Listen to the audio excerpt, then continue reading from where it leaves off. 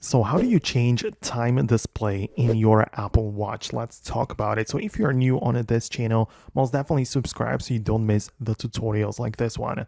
Okay, so if you want to change the way your time looks on the watch, you can hold down on your watch like this, tap on edit and customize the style, right? So you can change the colors, complications and other things. But in the style section, I get to scroll with the digital crown and change the style of my time, right? So I can make it look completely different based on my preference, right? So this is just customizing the current watch face.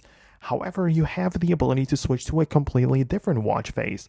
So you can hold down on your watch like this, scroll through horizontally to find the other watch faces, or get to the end and tap on the plus and pick one which is like completely different, right? So in there you get to select your style and customize it to just make sure that you like it, of course, and that it suits your needs the most, right?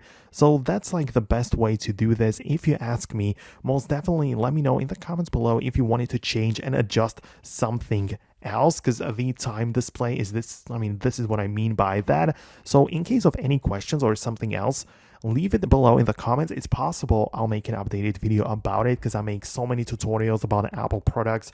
So stay tuned by subscribing so you don't miss it, and I'll see you later in those videos.